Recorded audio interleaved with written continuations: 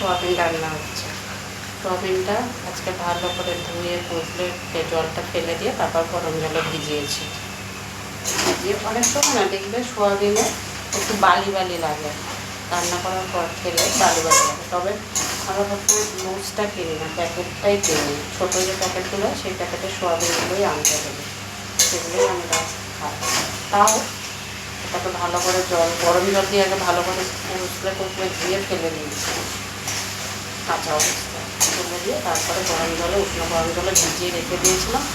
বেশ বড় বড় টুকরা টুকরা হয়ে গেছে, আর একটু হবে। এটা দেখো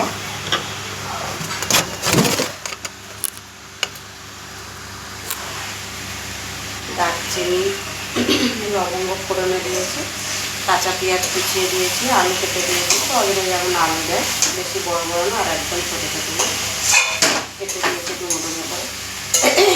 আদা পেস্ট করে দিয়েছি আর রসুন, জিরে ধনে এগুলো কিছু দিইনি। হলুদ লঙ্কার গুঁড়ো দিয়ে দিয়েছি সবটাই। কষানো প্রায় হয়ে গেছে, এবারে পরিমাণ মতো একটু জল দেবে, দিয়ে নামিয়ে ফুটিয়ে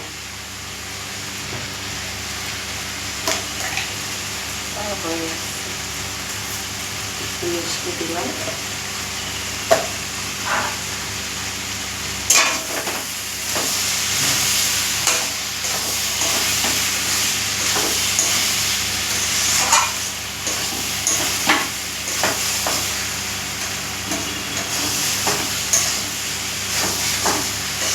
দেখো বাইরে মেঘলা, ঝিরি ঝিরি বৃষ্টিও করছে, কিন্তু প্রচণ্ড গরম লাগছে। বা ভিতরে ভালো গরম লাগছে।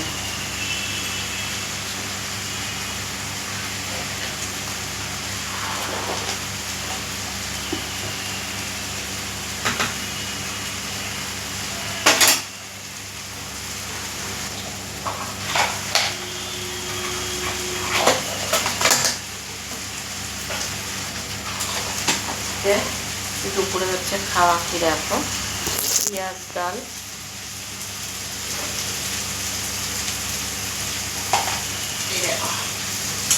ডাল সিদ্ধ করে নুন হলুদ দিয়ে রেখে দিয়েছি। এদিকে সোয়াবিনটা হচ্ছে, এখানে দেখো মাছের ডিম আছে, এতে কাতলা মাছের ডিম ছোটো ছোটো পিস পিস করে কেটে একটু আদা বাটা একটু রসুন বাটা নুন আর হলুদ দিয়ে মাখিয়ে রেখে দিয়েছি বেশ কিছু সময়। এবার এতে একটু বেসন দেবো, দিয়ে ভাজা হবে গরম গরম ভাতের সাথে, ডালের সাথে ভালোই লাগে। বড়া, মাছের ডিমের বড়া, তাই না? পেঁয়াজ কুচে দিলেও হয়, অনেকে দেয়। আমি একটু আজকে দেবো না পেঁয়াজ কুচার মতো।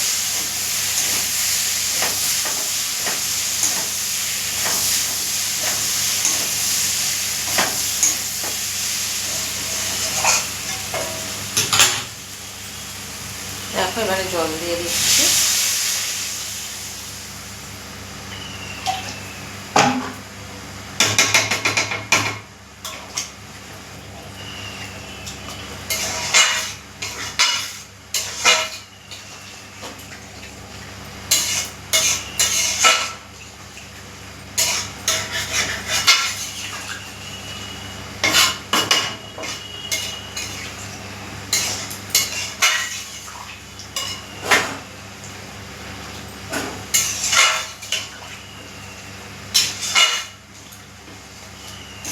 এবার এটা ফুটে উঠতে প্রায় 4-5 মিনিট সময় লাগবে, তারপরে নামিয়ে নেব বেশি ফুটে উঠলে। এবারে এটাকে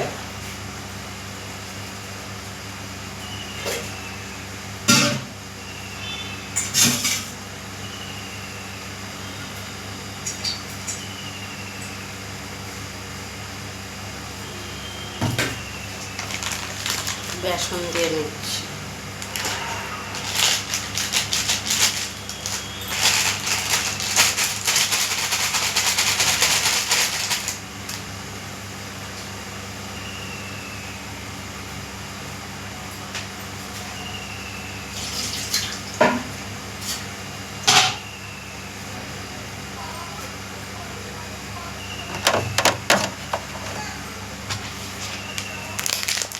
এটা মাখিয়ে নেব, মাছের তেলটা মাখিয়ে এবার কড়াতে তেল দেবো, গরম গরম তেল দিয়ে ভেজে পেঁয়াজ ডালের সাথে খাওয়া হবে।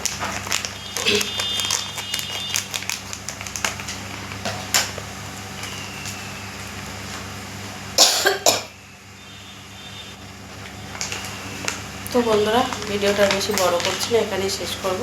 ভালো লাগলে লাইক কমেন্ট শেয়ার করে দিও। আবার পরে চলে আসবো। টাটা।